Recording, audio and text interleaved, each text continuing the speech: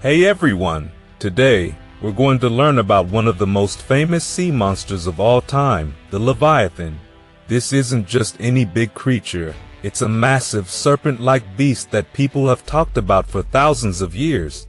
The Leviathan is a symbol of chaos, destruction, and mystery. It appears in ancient stories, religious books, and even deep philosophical discussions. So, let's explore where this fascinating legend comes from, what it means, and how it has influenced stories all over the world. The Leviathan shows up in several books of the Hebrew Bible, like Psalms, Job, and Isaiah. It's usually described as a terrifying sea monster lurking in the ocean, waiting to swallow people whole. Some stories say the Leviathan represents evil and destruction, but in the end it is always defeated. Early Christian thinkers even connected the Leviathan to the sin of envy, saying it symbolized the dangers of being jealous of others. In Gnostic beliefs, which focus on spiritual enlightenment, the Leviathan is seen as the physical world itself, trapping souls who care too much about money and power, stopping them from reaching a higher spiritual level. But the idea of the Leviathan isn't just found in religion, it has also been used in philosophy and politics. One of the most famous examples comes from the philosopher Thomas Hobbes, who lived in the 1600s. He wrote a book called Leviathan, inspired by a passage from the book of Job. In his book, Hobbes used the Leviathan as a symbol of a strong government that keeps people from falling into chaos. He argued that without a powerful ruler, people would be selfish and violent, leading to a world full of disorder and danger. So where did the legend of the Leviathan come from? Some scholars believe it has even older roots. In ancient Canaanite mythology, there was a sea serpent named Lotan, a mighty beast defeated by the storm god Baal-Hadad. Similarly, in Babylonian mythology, the sea goddess Tiamat is defeated by the god Marduk, who then uses her body to create the world. These stories are similar to the story of the Leviathan. In Hindu mythology, the god Indra battles the serpent Vritra, while in Norse mythology, the god Thor fights the enormous world serpent Jormungandr during Ragnarok, the final battle at the end of time. These stories all share a common theme, a powerful serpent representing chaos and a hero defeating it to restore order. The Hebrew Bible also uses the Leviathan as a metaphor for powerful enemies, like the Babylonian Empire, which was seen as a destructive force that needed to be overcome. Some 19th century scholars even thought that the Leviathan might have been inspired by real animals like crocodiles, giant squids, or whales. Over time, however, the name Leviathan became a general term for enormous sea creatures, both real and mythical. No one is completely sure where the name Leviathan comes from. Some believe it comes from a Hebrew word meaning twisted or coiled, which makes sense for a giant sea serpent. Others think it was borrowed from an even older language. Regardless of its origins, Leviathan is deeply connected to ancient myths about battles between gods and sea monsters, a theme that appears in cultures all over the world. In Jewish tradition, the Leviathan is more than just a sea monster. It plays a major role in end-times prophecies and legends. Later Jewish texts describe it as a dragon-like creature living deep in the ocean. It is often paired with another giant creature, Behemoth, which rules over the land. According to the Book of Enoch, Leviathan is female and lives in the abyss, while Behemoth is male and roams the desert. One fascinating legend says that when God created Leviathan, he made both a male and female. But realizing that if they had babies, they could destroy the world, he killed the female and saved her flesh for a great feast that will be held for the righteous at the end of time. The Talmud expands on this idea, saying that in the future, Leviathan will be defeated and its meat will be served at a grand feast for those who have lived good lives. Even Leviathan's skin will be used. It will be stretched over the tent where the feast takes place. Some versions of the story even say that its skin will cover Jerusalem, shining brightly over the city like a shield of light. Throughout history, many writers and religious scholars have described Leviathan in fantastical ways. One ancient rabbi claimed to have seen a fish so enormous that it had horns with writing on them, saying it was one of the smallest creatures in the sea and would soon be eaten by Leviathan. Another legend says that when Leviathan gets hungry, it lets out such intense heat that the entire ocean starts boiling. These incredible descriptions show just how massive and powerful people believed Leviathan to be. Despite being almost unstoppable, there is said to be one tiny creature that can defeat the Leviathan, a small worm called Kilbit. This tiny worm attaches itself to the gills of giant fish and eventually kills them. This idea, that even the mightiest creature has a small weakness, is a common theme in myths and legends. Jewish poetry and mystical writings have also included Leviathan in symbolic ways. In a religious poem called Ekdamit, recited during the Jewish holiday of Shavuot, Leviathan is described as a gigantic fish with enormous fins. The Zohar, an important book in Jewish mysticism, sees Leviathan as a symbol of enlightenment. It describes the legendary feast of Leviathan not just as a literal meal, but as something deeper, a representation of spiritual fulfillment and divine wisdom.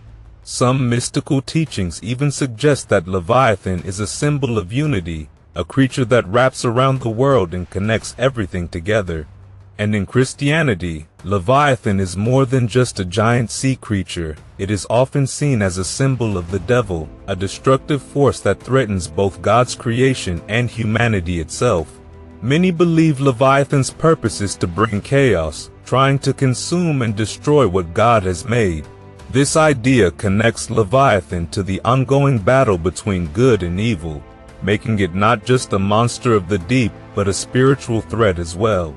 In the Old Testament, when translated into Greek, the word drakon is used for Leviathan, which means dragon. This same word appears in the book of Revelation, where a monstrous seven-headed dragon is directly linked to Satan. This connection shifts the ancient idea of God fighting chaos monsters into a more direct battle between God and the devil. The image of a great dragon rising from the depths, challenging divine power, reinforces the idea of a cosmic struggle between good and evil. The book of Revelation also describes another beast emerging from the sea, with traits similar to Leviathan. Alongside it, a second beast rises on land. Many scholars believe these two creatures symbolize Leviathan and Behemoth, one ruling over the waters and the other over the earth. Isaiah 27:1 prophesies that in the end times, God will slay the great dragon, casting it into the abyss and bringing peace to the world.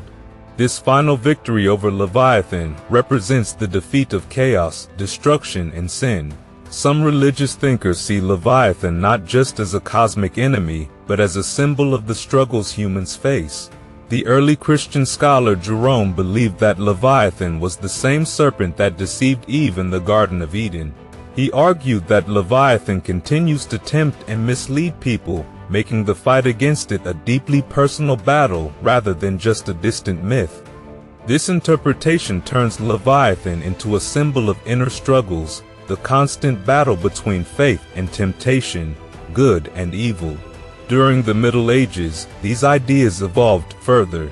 Demonologist Peter Binsfeld classified Leviathan as the demon of envy, connecting it to one of the 7 deadly sins.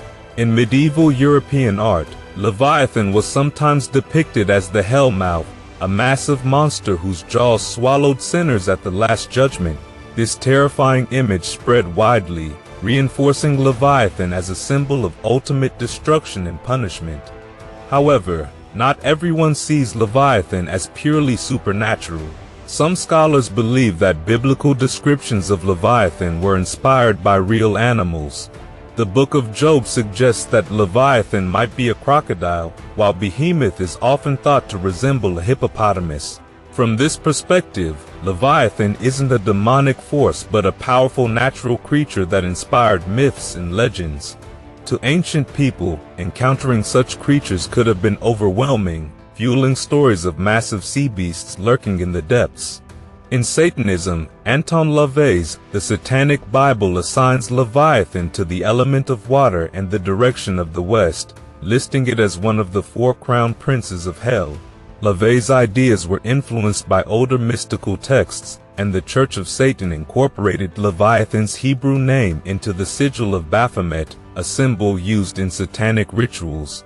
In this interpretation, Leviathan is seen as a force of power, independence, and rebellion rather than destruction. Gnostic traditions offer another perspective. The early Christian writer Origen accused a group called the Ephites of worshipping the serpent from the Garden of Eden. If true, they may have viewed Leviathan as a bringer of hidden knowledge rather than a force of evil. Some Gnostic sects described Leviathan as an Ouroboros, a massive serpent biting its own tail that encircled the physical world, trapping souls inside. According to their beliefs, souls had to pass through 7 heavenly gates to escape. If they failed, Leviathan would swallow them, forcing them to be reborn into the material world. In this view, Leviathan was a force that maintained the cycle of existence, preventing souls from reaching true enlightenment. Other mystical traditions also mention Leviathan. In Manichaeism, an ancient religion influenced by Gnostic ideas, Leviathan is slain by the sons of the fallen angel Shemyaza. However, their victory is short-lived, as they are later destroyed by archangels. This story suggests that earthly triumphs are temporary, reinforcing Manichaean beliefs that people should turn away from material power and seek spiritual enlightenment instead. By emphasizing the fleeting nature of power and control, Manichaean teachings portray Leviathan as a reminder of the impermanence of the physical world. Over time, the word Leviathan has come to mean anything enormous and overwhelming. Since the 1600s, it has been used to describe powerful political forces, most famously in Thomas Hobbes' book Leviathan, where it represents an all-powerful government that maintains order through absolute control. Hobbes' use of the term reflects the idea that a strong authority is necessary to prevent chaos, just as God must defeat Leviathan to bring peace. Leviathan has also left a lasting impact on literature. In Moby Dick, the term is used to refer to great whales, strengthening its connection to enormous sea creatures. When the book was translated into Hebrew, the word whale was replaced with tanin, which in modern Hebrew often means crocodile. However, the word Leviathan remained the same, preserving its mythical and legendary meaning. This reflects how the idea of Leviathan has evolved but never lost its association with mystery and power. Even science has borrowed the name Leviathan. A now extinct species of sperm whale was named Leviathan, a nod to the biblical sea monster. On Neptune's largest moon, Triton, a massive volcanic feature has been named Leviathan Patera. Whether in religion, literature, politics, or science, the legend of Leviathan has endured through the ages, continuing to symbolize something vast, mysterious, and beyond human control.